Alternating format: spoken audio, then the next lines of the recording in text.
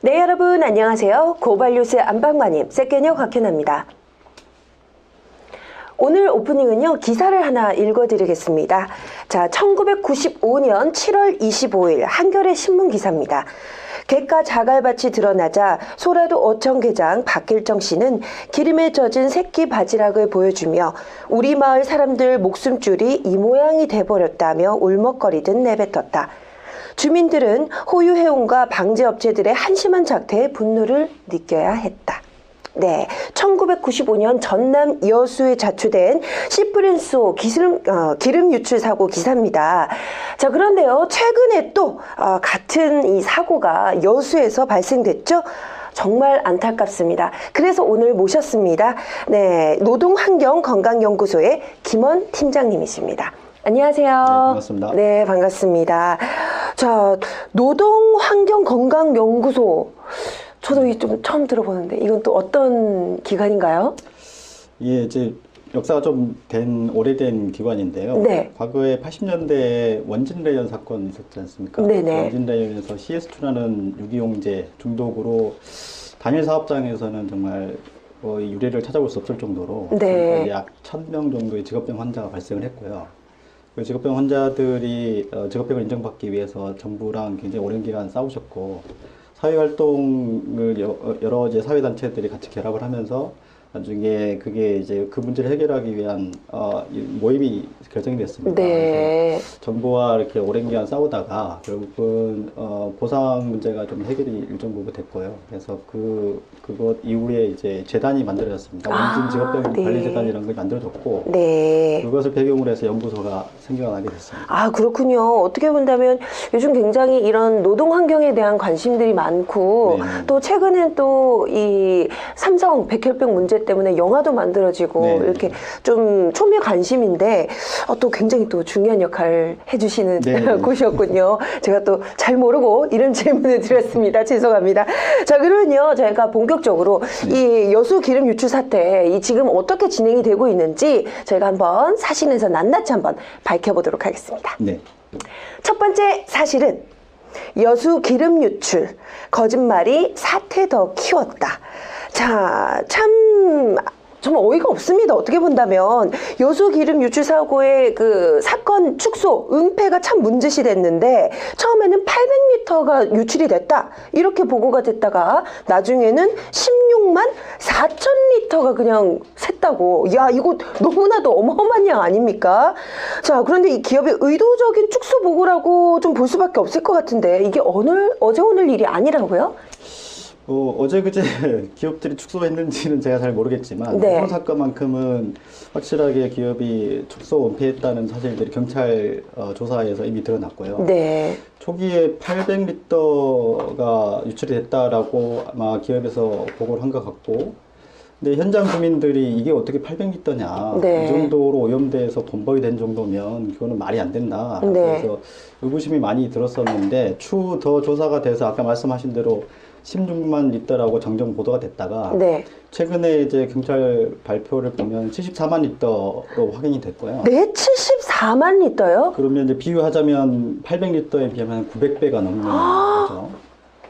그래서 만약 800리터하고 74만 리터는 엄청난 차이지 않습니까? 네. 그래서 아마 초기에 이 74만 리터 정도가 유출이 됐다라는 보고가 아마 됐으면 좀 더 적극적으로 좀 안전하게 방지할 수 있는 노력들이 조금 더 집중되지 않았을까라는 생각이 들고요. 네. 그래서 초기에 제대로 보고하는 것이 얼마나 중요한 건지 그거를 보여주는 단적인 사례가 될 것 같습니다. 아니, 그런데 사실 제가 또 오프닝 때 그 1995년도에 이 사실은 이 또 이런 똑같은 유출 사태가 일어났지 않습니까? 자, 그런데 그때 당시에도 주민 대피는 뭐커녕이고 초기 방제 작업도 제대로 이루어지지 않았다라고 하는데, 그러면은 이 매뉴얼의 부재가 문제였다, 이 그 당시에 좀 문제가 됐으면은 지금 다시 이런 사고가 만약에 발생이 됐다면 좀 초기에 적극적으로 대응할 수 있는 그런 이 좀 행동들이 나와야 되는 건데, 이거 왜 초기 대응이 자꾸 실패하는 걸까요? 초기 대응이 실패하는 원인을 따지기는 좀 지금 상황에서는 좀 어려운데, 네. 이 해양 사고가 빈번히 일어나지 않는 것도 좀 있고요. 네. 그다음에 아마 이 복구 작업에 이 정력을 탕진하는 바람에 매뉴얼 개발이 조금 소홀히 하지 않았나라는 생각이 좀 드는데요. 네. 근데 이게 좀 다른 이야기일 수도 있지만 작년에 삼성동에서 헬기가 이게 충돌한 사고가 있었지 않습니까? 네네. 그 사고가 발생하고 나서 주민들 안전하게 대피시켰잖아요. 그때 뭐 아주 인류 호텔에 뭐 네, 묵게 하고 뭐 추후에 그냥 아주 그렇죠. 잘 했더라고요. 바로, 네. 바로 이제 인류 호텔에 네. 구청에서 직접 마련해가지고 인류 호텔에 묵게 했고, 그 LG 산전인가요? 전기인가요? 거기서 이제 비용 다 지불했고, 아직까지 거기 계시고 있다는 보도도 제가 본 것 같고요. 아, 네. 그리고 주민들이 지금 대치하고 있는 것 중에 하나는 안전성의 문제, 그다음에 뭐 주민 정신 피해를 포함한 여러 가지 피해에 대해서 이제 어떻게 서로 피해를 합의할 거냐, 이 문제에 대해서 아직까지 고민하고 계시다고 하는데, 그 사건하고 지금 사건하고 이렇게 매치시켜 보면 여기는 사고가 나자마자 주민들이 바로 방제 작업 들어갔거든요. 네. 그러니까 대피를 고려한다는 것 자체를 생각하지 못했던 것 같고, 네. 바로 방제 작업에 투입하면서 주민들이 굉장히 극심한 건강 증상들을 경험을 했고요. 네. 그리고 이제 아파트에서는 내가 지금 들어가서 살아도 되냐? 라는 안전 진단에 대한 요구를 굉장히 많이 하시잖아요. 네. 주민들도 마찬가지로 내가 여기서 지금 안전하게 일을 해도 되느냐? 네.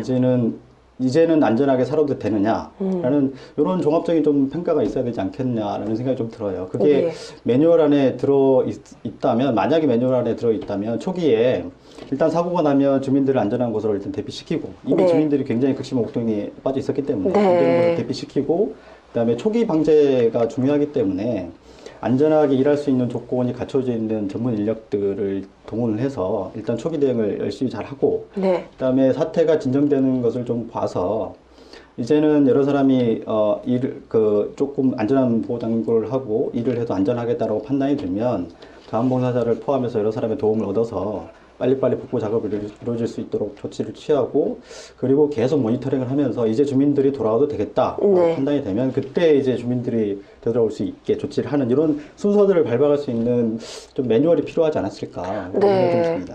아, 참, 뭐, 이런 해양 사고가 좀 자주 일어나는 사고는 물론 아닙니다만 중요한 건 한 번 일어나면 그 피해가 너무나도 어마어마하기 때문에 이 사전에 예방하는 것이 참 중요하다는 생각이 들거든요. 참 그렇다고 봤을 때 추후에 사건이 일어난 후에도 그 대응하는 그 모습들을 보니까 국가나 뭐 정부나 아니면 어떤 이런 그 관련 기관에서 좀 미미하다, 좀 늦다. 항상 또 그런 것만은 아니네요. 어떻게 본다면 LG 헬기 사고만 보더라도 네, 그렇죠. 참 이렇게 왜 사건에 따라서 이렇게 다른 대응을 하는지 참 이거 좀 우리가 좀 의아하게 생각해야 되지 않을까 이런 부분일까 생각하는데, 자 그러면요 지금은 방제 작업이 어느 정도 지금 이루어졌나요? 네. 저희가 2월 5일 날 현장 조사를 한번 갔었거든요. 그 당시에도 자원봉사자들 포함해서 많은 분들이 이렇게 열심히 방제 작업을 하고 계셔서 표면적으로는 대략 한 80% 정도는 복구가 됐다라고 말씀하시더라고요. 네. 근데 최근에 다시 이제 거기 시의원 등등을 통해서 알아보니까 주민들은 아직도 계속 작업을 하고 계시는데, 네. 이게 그 표면적으로 드러난 거 말고 모래 속에도 여전히 기름들이 잠겨 있어서 그것들을 계속 그 주민들이 작업을 하고 계시다고 합니다. 네. 그래서 그게 이제 언제 끝날지 장담하지 못하겠다고 하시고요. 그래서 여전히 계속되고 있는 것 같습니다. 참 이 주민들이 처음 입는 피해도 아니고 또다시 이런 불행한 사태가 일어나게 돼서 이분 얼마나 지금 당황하고 계실지 힘들어하실지 참 멀리서지만 그 느낌이 이제 잘 전달되는 것 같고요. 자 그러면 이 좀 심각한 사태에 대해서 저희가 좀 더 진단을 해보는 두 번째 사실은 넘어가도록 하겠습니다. 두 번째 사실은 여수 피해 주민들 소리 없는 살인자에 당했다. 자, 지금요, 얘기를 들어보니까 현장에 지금 방제 작업 나간 여수 주민들, 지금 거의 지금 방제 작업은 여수 주민들이 지금 하고 있다라고 얘기를 아까 말씀을 해주셨는데, 그런데 이 역겨운 기름 냄새 때문에 뭐 구토하거나 어지럼증을 호소하는 분들이 꽤나 많다고 얘기를 들었습니다. 자, 주민들의 건강, 지금 그 현장에 또 보셨으니까 어떤가요? 이게 1월 31일 날 오전에 발생한 사건이거든요. 네. 1월 31일이면 이제 한참 설 명절 때문에 그러니까요. 전국에서 이제 네.親戚다 모여 있는 상황이었는데, 여수가 이 반도거든요. 네. 대한민국처럼 이제 대한민국의 끝에 끝자락에 이렇게 뾰족이 튀어나온 반도인데, 이 신덕마을이 반도의, 그러니까 여수반도의 오른쪽 위쪽에 위치해 있습니다. 네. 근데 거기를 가로질러서 정반대편에 있는 곳에서도 당일하고 그 다음날까지 기름 냄새가 났다고 그러거든요. 그래서 옆집에서 아마 보일러에서 기름 넘쳤나라고 서로 옆집을 의심할 정도로 아, 네. 그렇게 멀리 떨어져 있는 데서도 기름 냄새가 날 정도였으니 그날 당일에 현장에 있었던 분들은 이제 오죽했겠느냐고 충분히 예상이 되고요. 뭐 예를 들어서 그때 이제 들었던 이야기로는 집안에 있는 개들이 어쩔 줄 몰라서 날뛰다가 토하기도 했다 그러더라고요. 주민들 상황은 더 이제 심각했죠. 그래서 저희들이 그때 설문조사를 좀 해봤더니, 기침이 막 나고, 네. 가루가 끓고, 그다음에 호흡 좀 곤란한 증상을 경험하신 분들이 한 40% 이상 되셨고요. 네. 그다음에 35% 정도가 피부 문제를 경험하셨고, 제일 심각한 게 말씀하셨던 구토, 네. 어지럼증, 그다음에 그런 혼란 같은 것들 굉장히 많이 경험하셨다고 네. 합니다. 이게 이번에 쏟아진 기름 성분에 들어있는 이제 휘발성 유화물이라는 것들이 있는데요. 네. 이것들의 이제 짧은 순간에 이제 고농도로 갑자기 노출이 되면 급성 건강 영향으로 나타나는 가장 전형적인 증상들이거든요. 네. 이런 것들을 대다수 주민들이 거의 다 경험하고 계셨다고 그렇게 호소하고 계셨습니다. 또 이 주민 대다수가 또 연세가 많으신 분들이기 때문에 네. 아무래도 그 받는 영향이 더 크지 않을까 싶은데요. 그런데 그 유조선 충돌로 원유 외에도요, 나프타, 자이렌 등 화학물질도 바다에 쏟아졌다고요. 자, 그런데요, 이런 화학물질들은 신체에 어떤 영향을 미치는지 어떻게 좀 저희가 알 수 있을까요? 알려진 연구 조사나 뭐 이런 게 있나요? 노출 시 부작용은 어떤 건지 궁금합니다. 일단 요번에 유출 사고의 특징이 한 가지 네. 특징이 납사라는 것이 유출된 양이 한 반 정도 됐다는 거거든요. 그러니까 시프린수나 네. 태안에서의 사건 대부분 다 원유였는데요. 네. 이번에는 원유 반하고 납사 반 정도 하고 혼합유라는 것이 일부분 같이 섞여서 나왔다고 합니다. 네. 이 납사라는 것에 좀 주목을 해야 되는데. 납사? 네. 나프타가 아니었군요. 나프타라고 표기가 되고요. 네. 읽기로는 납사라고. 납사. 저도 좀 있어 보이게 납사라고 그려봐야겠습니다. 네. 납사가 네. 이제 석유화학 제품을 만드는 기본적인 원료가 됩니다. 우리가 이제 네. 쓰는 이런 다양한 석유화학 제품을 만드는데 기본 원료가 되는 건데, 이거를 이제 원유에서 뽑아서 쓰는 겁니다. 네. 원유에서 이제 가벼운 부분들을 뽑아가지고 납사라는 이제 제품을 만들거든요. 네. 그러면 그 납사를 기본으로 해서 이 인근에 있는 이제 석유화학 자기 산업장에서 이제 다른 제품들을 만드는데, 이 납사가 원유에 있는 가벼운 성분들을 뽑아서 만든 거기 때문에 휘발성이 굉장히 높습니다. 네. 그래서 그 근처에 가면 이제 휘발성이 높다는 거는 금방금방 날아간다는 거고, 네. 그러면 이제 노출이 금방금방 일어난다는 건데, 그렇죠. 근데 특히 이제 납사에 그 독성이 강한 물질들이 꽤 많이 들어있거든요.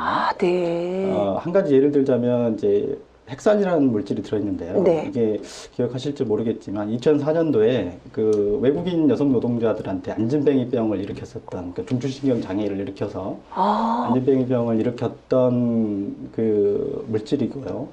네. 그것 이외에도 뭐 톨루엔이나 자일렌 같은 물질들이 뭐 신경 독성이나 생식 독성도 갖고 있는 것들도 좀 있고요. 네. 그리고 가장 우려가 되는 것이 이제 벤젠입니다. 네. 벤젠이 여수나 울산에 있는 화학 산업 단지에서 생산 현장에 있는 노동자들이나 아니면 플랜트 건설 노동자들한테 백혈병을 일으켰었던 그 대표적인 발암 물질이거든요. 네. 그 벤젠이 원유에도 들어 있습니다. 원유에 들어 있는데 납사에는 더 밀집해서 들어있는 거죠. 그것을 네. 뽑아서 쓴 거기 때문에.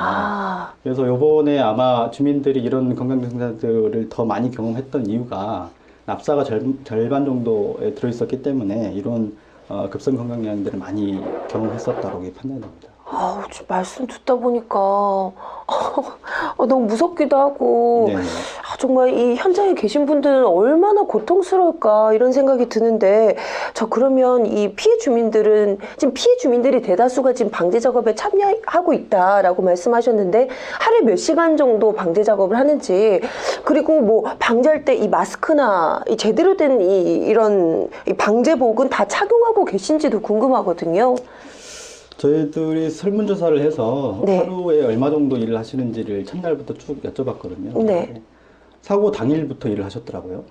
그러니까 오전에 사고가 발생했는데 네. 오후부터 바로 이제 방제 작업에 바로 들어가신 것 같고요. 그래서 첫날은 평균 3-4시간 정도 일을 하신 것 같고 네. 그 이후부터는 거의 출퇴근하듯이 아침에 투입되고 저녁에 해질 때 이제 일 마치시고 점심시간 빼고는 한 7시간 이상씩 일을 하신 것 같아요. 아, 네, 네. 초기에 첫날부터 일을 했다고 했잖아요. 네. 주민들이 얼마나 급했는지 집에 쓰던 그 면 마스크 있잖아요. 네. 혹시라도 그게 도움이 될까 싶어서 면 마스크를 쓰고 첫날 일을 하셨다고 하고, 뭐 기사에도 잠깐 나왔었는데 아마 소방의용대였었던 것 같아요. 그래 급히 너무 급하니까 아마 보호구를 빨리빨리 마련해서 갖고 오셨는데 그게 방진 마스크여서 네. 방진 마스크는 먼지를 차단하는 마스크거든요. 네. 요거는 이제 가스기 때문에 네. 사실 별로 도움이 안 됐죠. 입자가 더 작잖아요. 아니요, 이게. 가스하고 그렇잖아요. 이제 아, 그런 건 다른 건가요? 저는 다른 거라서 네. 면 마스크를 포함해서 방진 마스크는 주로 이제 먼지를 차단하기 위한 네. 거고, 요거는 대부분 휘발돼서 이제 가스로 나오는 거기 때문에 그런 마스크를 하더라도 사실은 거의 다 들어오죠. 그래서 그 네. 이후에 이제 방독 마스크, 이제 가스를 네. 차단할 수 있는 마스크가 지급이 됐는데, 이게 마스크가 사실은 굉장히 부담스러운 거거든요. 네. 성능은 좋긴 한데 부담스러워서 이거 오래 착용하고 일하기 굉장히 힘듭니다. 그렇죠. 게다가- 하루 7-8시간 네, 어떻게 게다가 일하실까요? 이제 연세도 다 많이 드셨고, 네. 그리고 이게 앞면에 잘 밀착이 되게 잘 훈련도 받아야 되거든요. 네. 제대로 착용을 해야지 그나마 성능이 이제 보장이 되는 건데, 뭐 그 훈련을 제대로 또 받으셨겠습니까? 그래서 아마 마스크가 지급이 뭐 이렇게 됐다고 하더라도 그 효과가 얼마나 이제 됐을까, 그거는 좀 의심스럽죠. 아, 참. 말씀 듣다 보니까 이게 참, 아, 이걸 어떻게 지금 해결을 해야 될지 네. 참 난감한 느낌이 드는데요. 자, 그런데 굉장히 참, 이 정부 얘기도 하지 않을 수 없습니다. 정부와 GS 칼텍스에 관해서. 자, 기름 재고도 우선인데요. 자, 화학물질에 아까도 말씀하셨지만 어떤 물질인지 처음에 잘 모르시기도 하셨을 테고, 지금도 네네. 뭐 설명드려도 아마도 이 어르신들은 그게 뭘까 이렇게 하실 분들인데, 자, 그런데 주민들을 대피시키는커녕 이제 직접 방제 작업에 나서게 했습니다. 제대로 도구도 이제 잘 착용하지 못하게 한 채. 정말 이런 GS 칼텍스 정부의 분노를 느끼게 합니다. 자, 그런데요, 이런 정부도 그때 그 윤진숙 전 그 해양수산부 장관이죠. 뒤늦게 현장을 찾아서 많은 분들이 좀, 굉장히 분노를 느꼈었는데, 이에 대해서는 좀 어떻게 생각하시나요? 당시 이제 처신이 부적절했다는 뭐 비난이 많이 있었고요. 네. 실제로 뭐 그 결과 때문인지 이렇게 해임이 되시기도 했는데, 그때 당시 이제 요런 이제 이야기들이 많이 이제 비난이 들끓었을 때 그 동시에 인터넷에서 이제 뜨겁게 회자가 됐던 동영상이 하나 있거든요. 네. 혹시 보셨는지 모르겠는데 노무현 대통령께서 태안 기름 사고가 났을 때 현장에 급히 이제 방문하셔서 피해 주민들 위로하고, 그다음에 관계부처 장관들이 모여서 이제 대책회의에 대한 이제 그 계획을 발표하는 자리가 있었는데, 네. 아마 돌발 영상이었다고 기억하고요. 네. 그래서 아마 공개된 자리였기 때문에 아마 화를 못 내시고, 네. 아마 공개되지 않은 자리였으면 호통을 치시지 않았을까 싶은 이제 분위기인데, 그 이제 핵심적인 이제 말씀은 지금 이렇게 주민들이 피해를 받고 있는 현장에서 네.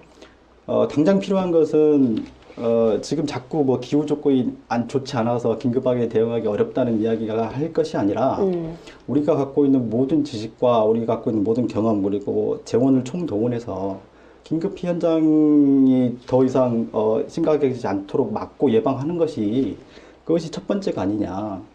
이제는 국민들이 용서하지 않을 것이다 라는 말씀으로 이제 마무리를 짓는 그 동영상이 한번 회자가 됐었거든요. 네. 아마 주민들이나 그 사건을 지켜보고 있었던 국민들이 원하는 자세는 아마 그런 것이 아니었을까. 네. 지금 심각한 사태로 이미 확인이 되고 있는 상황에서 누구누구 잘못을 따지고 그런 것이 아니라 긴급하게 빨리빨리 피해를 복구시킬 수 있는 우리 모든 재원을 총동원해서 주민들 위로하고 현장을 복구해야 된다는 제일 원칙을 세우고 이를 임하는 자세, 그런 자세들이 보여졌을 때, 아, 이거 진심으로 이 재난을 복구하려고 하는 진심이 보이는구나 라고 네. 동의를 해주지 않았을까 싶거든요. 그럼요. 근데 그게 부족했기 때문에 아마 대다수 국민들이 좀 분노하지 않았나. 정말로 노무현 대통령 말씀처럼 네. 용서하지 않는 그런 상황이 됐었던 것 같습니다. 네, 그렇습니다. 좀, 지금 아직까지도 1월 31일, 네, 사건이 발생한 지 지금 이제 몇 개월이 흘렀음에도 불구하고 아직, 방제 작업 중이기도 하고요. 완성되지 않았다고 합니다. 자, 정부가 어서 빨리 이분들의 삶, 그리고 어떻게 보면 일터, 그리고 삶터까지 지금 이제 빼앗은 이 현장, 재빨리 지금 빨리 복구될 수 있도록 힘써야 될 거고요. 자, 그렇다면 또 깊숙이 저희가 좀 본론으로 이제 또 치닫고 있는데 세 번째 사실은 들어가서 또 이 좀 심각한 문제가 하나 있더라고요. 여기에 관해서 얘기를 한번 나눠보도록 하겠습니다. 세 번째 사실은 화학물질 정보는 영업비밀이 아니다. 네. 자, 그런데요. 최근에 이 화학물질 누출 사고라고 좀 이 사건도 같이 포함시켜야 되지 않을까 싶은데요. 최근에 이런 사건, 사고들이 빈번해졌다고 얘기를 들었습니다. 지난해 상반기에는 36건 이상이 발생했다고 하는데, 자, 36건 이상이나 발생됐다고 하는 건 어떻게 보면 이 관리가 제대로 되고 있지 않다라는 이 증거가 아닐까요? 여기에 대해서 어떻게 생각하시나요? 36건이나 발생한 현장을 같이 보고 있기 때문에 저희가 그 심각성을 같이 공유해서 네. 이렇게 더 이제 위험해 보이는 면도 좀 있는 것 같고요. 네.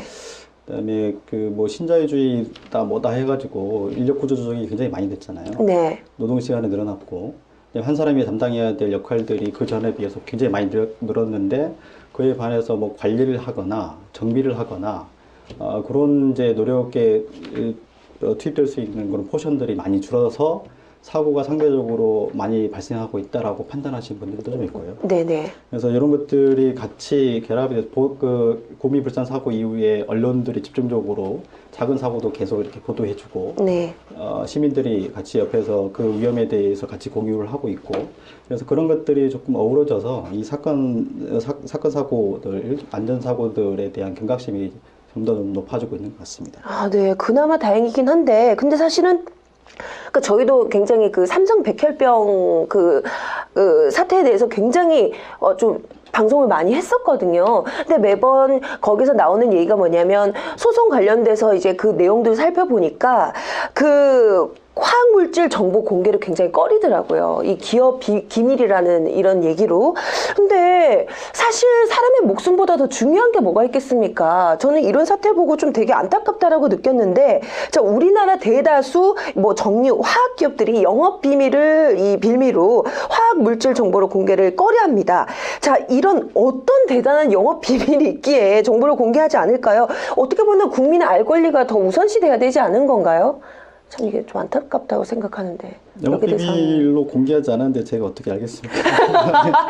제가 너무 강요했나요? 네, 그 영업비밀이라는 이유로 공개하지 않는 사실들이 지금 굉장히 많이 네. 있고, 예를 들어서 작년에 그 심상정 의원실에서 그 보고한 바에 공개하신 자료에 의하면 이제 환경부의 유해화학물질 관리법에 따라서 각 이제 기업체마다 이제 420여 종에 대한 화학물질에 대해서는 네. 매년 이제 자기 사업장에서 얼마나 밖으로 배출되고 있는지를 보고하도록 돼 있거든요. 네. 그러면 그것을 이제 정부가 이제 공시를 하고요.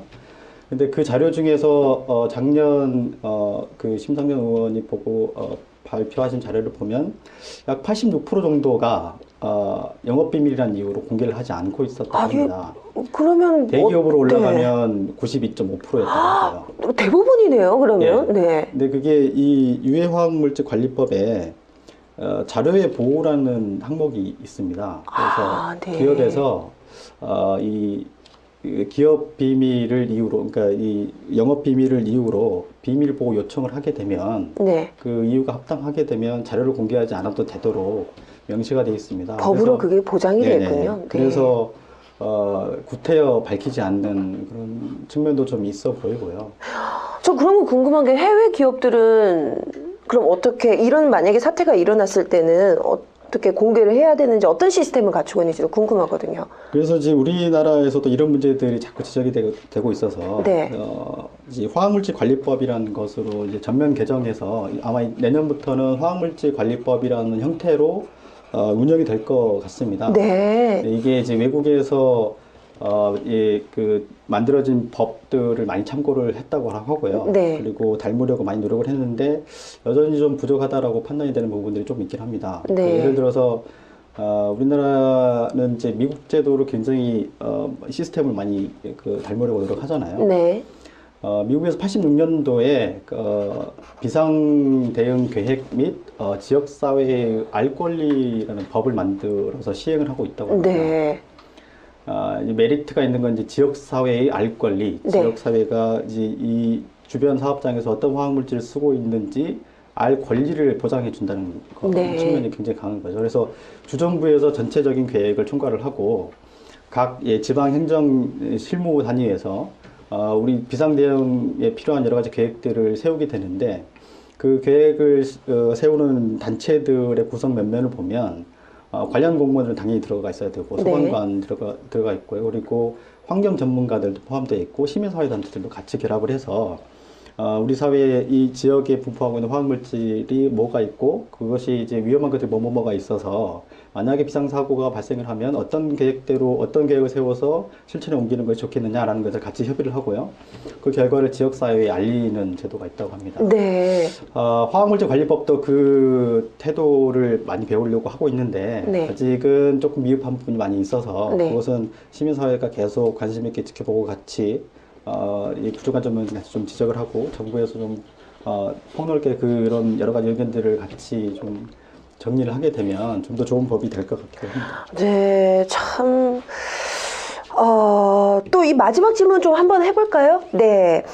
자, 일부 기업들은요, 이런 사고가 일어났을 때 인명피해가 없으면 이런 누출 사고의 사고 통계로 이렇게 등록하지 않는다, 집계되지 않는다라고 하는데 이거 혹시 사실인가요? 이거를 사실인지 아닌지 단정할 수는 없는데 네. 뭐 작년에 있었던 굵직한 17건의 사건 중에서도 인명사고가 발생하지 않는 3-4건 정도는 있었거든요. 네. 그래서 인명피해가 없다고 뭐 집계되지 않는 건 아닌 것 같고 최근에 경향은 워낙 이제 언론이나 시민사회가 잘 관찰하고 있어서 작은 사고들도 많이 보고가 되고 있는데 어떻게 보면 보도되고 있는 것이 집계로 잡힌다 뭐 이런 뭐 평이 있을 정도로 네. 요즘에는 이렇게 특히 이제 화학물질과 관련된 사고는 숨기기 어려운 시대가 된 것 같고요. 네. 다만 이제 그런 노력들은 암묵적으로 좀 있겠죠. 왜냐하면 모난돌이 맞는다고 직업병 발생을 하거나 네. 이런 사고들이 발생을 했을 때 성실히 보고하는 사업장들은 오히려 노동부의 철저한 관리 감독을 받거든요. 네. 그러면 내가 성실한 만큼 내가 성실하게 잘 해보려고 했는데 네. 노동부에서 큰 매를 때리면 기업이 자발적으로 이렇게 그런 분위기에 동참할 수 있겠습니다. 그래서 매를 이제 뭐 처벌을 하는 것도 일정 부분 필요하겠지만 네. 그렇게 작은 사고까지 같이 공개해서 어떤 사고가 발생하는지 그 사고의 원인이 뭔지 그래서 우리 사회는 그 사고를 예방하기 위해서 뭘 준비해야 되는지 이런 자료를 생산하는 것도 중요하지 않겠습니까? 네. 그런 노력도 좀 필요하다고 생각이 듭니다. 그렇습니다. 참 이 말씀을 듣다 보니까 요즘 굉장히 많은 뭐 유출 사고, 그다음에 뭐 옆에 우리 일본 같은 경우에는 이 원자력 관련된 이 사고부터 시작해서 굉장히 많은 우리 목숨까지도 지금 위험하게 느끼게 만드는 그런 사고들이 많이 발생되고 있는데요. 이게 단순히 안전 불감증의 문제만은 아닌 것 같습니다. 그 내막을 살펴본다면 여러 가지 문제들이 다 복합되어 있는 문제이긴 하겠죠. 이 문제들을 해결하기 위해서는 말씀을 듣다 보니까 지속적인 우리 시민들의 감시 그리고 관심이 필요한 문제가 아닐까 이런 생각이 또 들었습니다. 자, 오늘요 김원 팀장님 모시고 이야기를 한번 나눠봤습니다. 3가지 확인된 사실 정리해 드릴게요. 첫 번째 사실은 여수 기름 유출, 거짓말이 사태 더 키웠다. 네, 애초에 800리터라고 말을 했던 그 유출량이 그것의 700배요? 800배요? 900배요. 900배에 달하는 양이 유출됐다고 하니까 처음부터 솔직히 이 양이 유출된 양을 얘기했더라면 아마도 좀 더 초기 대응이 더 빠르지 않았을까라는 그런 안타까운 생각이 들었습니다. 자, 두 번째 사실은 여수 피해 주민들 소리 없는 살인자에 당했다. 자, 단순히 원유만 유출된 게 아니라 각종 위해한 이런 화학 물질들이 유출됐다고 합니다. 지금 방제 작업을 하고 있는 사람은 이 주민들이 대다수라고 하는데, 주민들은 지금 소리 없는 살인자에 당했다라고 할 만큼 굉장히 극심한 고통에 당하고 있다고 합니다. 세 번째 사실은 화학물질 정보는 영업 비밀이 아니다. 네, 지금 관련 법규상에서는 기업의 요청에 의해서 화학물질 정보 공개하지 않을 수도 있다고는 하지만 아무래도 중요한 건 사람의 목숨 아니겠습니까? 네, 영업비밀로 치부하고 단순히 감추기만 급급하기에는 지금 시급한 문제가 아닌가 하는 이런 생각도 들었습니다. 자, 다시는 이 같은 사고가 좀 발생되지 않았으면 좋겠습니다. 노래 가사만큼 너무나도 아름다운 이 여수 바다가 빨리 그 노래 가사말처럼 아름다운 그곳으로 돌아왔으면 좋겠다라는 생각이 들었습니다. 자, 오늘 자리에 나와주신 김원 팀장님 정말 진심으로 감사드리고요. 자, 다음 시간에도 꼭 알아야 될 사실만을 여러분들께 알려드리겠습니다. 다음 이 시간에 다시 찾아뵐게요. 여러분 감사합니다.